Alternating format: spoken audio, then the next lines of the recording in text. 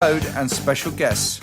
You can join in by following us on Twitter at RoadieRocksMK. Roadie Rocks, Fridays at 8 p.m, only on Seclo Sounds. Sweet satisfaction. Keep up to date with travel news by liking my page, facebook.com/John Guinn Travel Show. I'm still talking travel news on the John Guinn Travel Show.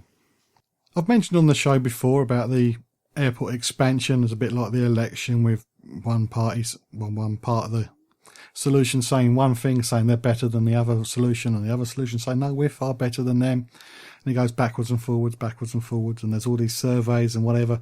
Depending on who sponsors them, it seems to be that the sponsor of the report seems to come out better than their competitors. That's how it seems to me anyway, and it's a bit like the election where one party's having a go at another party. So here's a couple of stories about the South East airport expansion between Heathrow and Gatwick. We'll start off with a survey that apparently says that more than twice as many London's businesses support expansion of Heathrow over Gatwick. 59% of members of the London First Group favour a new runway at Heathrow against 25% who back Gatwick for a second runway. The majority of London First members, which is nearly 90%, said politicians should take swift action on the Airport Commission's final recommendation on expansion, irrespective of the location. Even more, 95% agree that expanding airport capacity in the South East should be a critical priority for the next government. The Airport Commission's analysis shows that a new runway at Heathrow would generate up to £211 billion in economic growth and up to 180,000 jobs across the country. Never know how they work this out.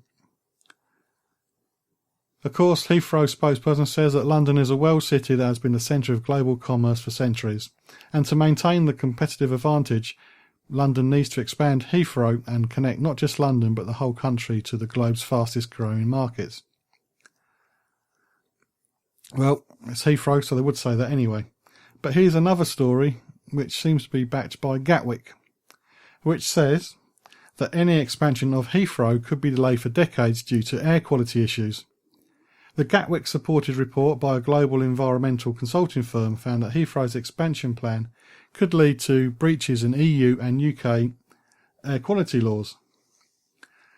So the survey says that if the Heathrow's expansion is approved, it would be doing so without any certainty that the UK's legal obligations under the 2008 EU Air Quality Directive and the UK implementing regulations could be met, which is according to this report, which is from the Environmental Resources Management and Clear Air Thinking. A high level of local air pollution was cited as the government's main reason for turning down another runway at Gatwick back in 2003. The Environmental Resources Management found that Heathrow has not provided any evidence that expansion at the airport would not increase nitrogen oxide levels above legal standards or delay the attainment of the limits. And also they say that neither has Heathrow included any quantification on how the airport's proposed pollution migration measures, including the road congestion charge, would solve this issue. So that's nice, isn't it? They're going to expand the Heathrow. Well, they want to expand Heathrow, then charge you more to get there. So we want more people to come, but we don't want you to come. Yeah, great. London apparently has some of the worst nitrous oxide spots in Europe. However, Gatwick has never breached EU and UK air quality limits, and Gatwick is committed to maintaining this record if it is allowed to build a second runway. So there we go. That's the stories about the airport expansion in South East London for this week, South East England for this week. Quite balanced. Each one has said they're a better option than the other. Well, we might find out in a couple of months. Let's wait. I'm sure you've all heard about the Ofgem and Ofwat and Ofsted, offices that are there to ombudsman to sort out disagreements or make things in the industry they represent or run correctly. Well, the Civil Aviation Authority has decided that it's now time for a similar organisation to be set up to handle passenger complaints. At the moment, you write to in my own experience, you write to the Civil Aviation Authority saying, this airline owes me money, and they send you a letter back saying, Yes, they do, and not a lot seems to happen. But they want to come up with a new organisation which will handle complaints, and they say it's going to be a major step forward for air consumer rights, and any recommendation from the Ombudsman will be binding. I don't think they're going to be calling it off-air, but you never know. It's all part of the EU directive on alternative dispute resolution, which is also known as ADR, and it requires schemes to be available to help settle any disputes that cannot be resolved through the business's own complaint handling procedure. A bit like airlines. Dear airline, you owe us money because of EU 261. Airline writes back saying, no we don't, and you've got nowhere to go. And the CAA will be responsible for approving all ADR schemes and ensuring that any organisations delivering them are independent and impartial, and that passengers have access to a simple, efficient and effective process at low or no upfront cost. I hope it does happen. I mentioned a few shows ago that I have a complaint going in about an airline where I was delayed. Originally I wasn't able to make a claim because it was a technical issue, but a court case recently has now said yes you can. So I'm still waiting. It's €600 for me and my wife each if we go ahead, minus the cut that this company's taken, although I'm not too sure what they're doing to earn their money. But do you think an ombudsman to handle air passenger complaints is a good idea or not? Let me know. Facebook.com/John Guinn Travel Show. Now, my favourite story in the travel world this week is one my wife can relate to, because my name is John Guinn and I am a snorer. Well, back to the story. A female passenger has been kicked off, it's not my wife, has been kicked off a Southwest Airlines flight after poking a fellow passenger with her pen. Apparently she was upset with this guy snoring. The incident was on flight 577 from Chicago Midway to Manchester, New Hampshire. And the airline said in a statement that a passenger was removed from the flight for poking her seatmate with a pen to stop him from snoring. The victim had said that he suddenly woke in pain after being stabbed by a pen several times. He said to local media, "Imagine being asleep and then being stung by bees and waking up and going, ow." This is his statement after when he arrived at Manchester just over 2 hours late. His friend said he heard no snoring and the woman completely overreacted. The friend went on to say, I guess his arm kind of brushed over to her and she just went nuts and started stabbing him with a pen. He went on to say that everyone on the plane was happy afterward and they were glad to get rid of her. And both men have praised Southwest's flight crew on the way they handled the situation. How do you handle people next to you who are snoring? Have you stabbed them with a pen? Have you tried to flick a peanut in their face? Or, like me, do you wait until they wake up and then talk about all the air crashes that happened in the last 2 days? What's your solution? Let me know. Facebook.com/John Guinn Travel Show. I've been to Grand Cayman a couple of times. It's one of my favourite places. 7 Mile Beach is just excellent. And if you get the right hotel, you just chill out and have a great time. But it is on the cruise ship itinerary, and one day I was there, when I was there with the government actually, 4 cruise ships showed up at the same time. And you have to remember it's a small place, there's only one helicopter trip, there's only one really good bar, etc, etc. So when you go there you need to time your holiday to perfection to make sure you avoid all the cruise ship passengers. But unfortunately a cruise ship passenger had died in a jet ski collision while hitting another cruise passenger on another jet ski. Robert Cole, who's 31, was a passenger with a Carnival Conquest ship, and he was thrown from his rented jet ski after being hidden one, which was being ridden by a 15-year-old boy at 7 Mile Beach. The Carnival Cruise Line spokesperson said that Cole and a female companion, named as Amy Corner, had independently rented the jet ski and were not on a shore excursion booked through Carnival.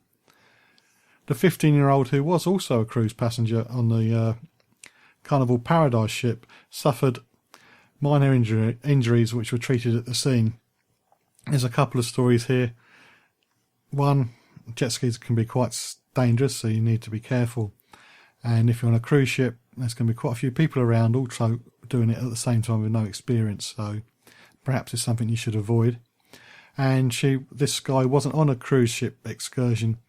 So the cruise line, those acted really well this time, but another cruise line might not get that involved if you have an accident with a unrecognised trip.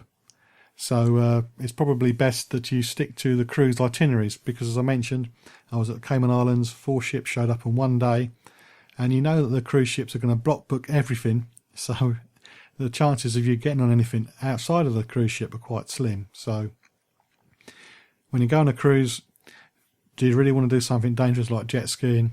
And when it comes to itineraries, check how many cruise ships are going to be in the port at the same time as you before you decide whether you're going to go with a official trip or one you're going to do for cheaper by booking locally. My last news story this week is one you shouldn't listen to if you're a nervous flyer. Apparently, a passenger can easily gain control of an aircraft by hacking into the in-flight Wi-Fi from a laptop, according to a team of security experts. This expert said that if the Wi-Fi shared the same router as the aircraft's main avionics system, it would be simple for them to breach onboard flight operations. This team, based in the US, told the US Government Accountability Office that aircraft security certifications standards must be improved and beefed up. A member of the House Transportation Committee said that the Federal Aviation Agency must focus on aircraft certification standards that would prevent a terrorist with a laptop in the cabin or on the ground from taking control of an airplane through the passenger Wi-Fi system. A cyber security expert claimed that a virus could be planted in specific websites visited by passengers during a flight, which could then access the main flight deck computer system through infected machines. The increased use of smartphones and tablets in the cockpit also increased the risk of crew members unwittingly spreading the virus. A lot of airlines are now using iPad systems to check passengers and reduce the paperwork, so that's what they mean there. The Federal Aviation Authority in the US, agency, has not issued an industry-wide certification standards relating to in-flight cybersecurities, but it does have powers to issue special rules in the US for specific risks. And I think it's one that should be looked into. And if you're having Wi-Fi on an aircraft, which I'm not happy with, I don't think people should be doing their Wi-Fi or making phone calls. It doesn't make any sense to have everybody going through the same router. So hopefully, and I'm touching wood on my desk here, that no aircraft has the same router, the same Wi-Fi system using for airline and for passenger services. But I don't know if that's the case, and it's something we'll have to keep an eye on. And that's the end of the travel news for this week.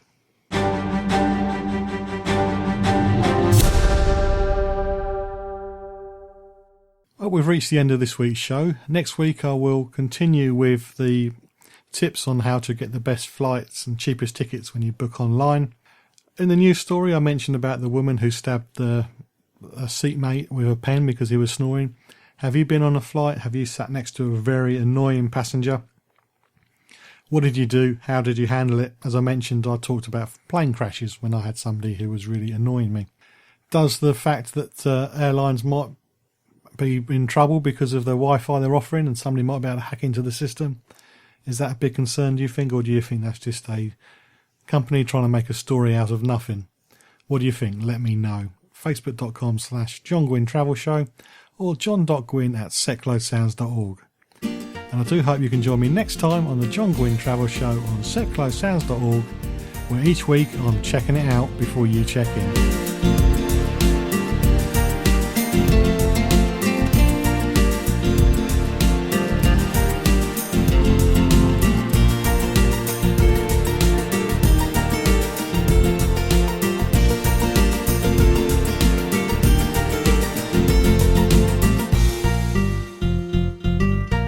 MK Pulse proudly sponsors Seclo Sounds. MK Pulse is Milton Keynes' local magazine, bringing helpful information on food, health, fashion, money, travel, culture and much more to 84,000 people every month. Plus news, views and what's on from around the city. If it's happening in Milton Keynes, it's in MK Pulse and it's available online at www.mkpulse.co.uk. MK Pulse and Seklo Sounds, the heart and soul of the city.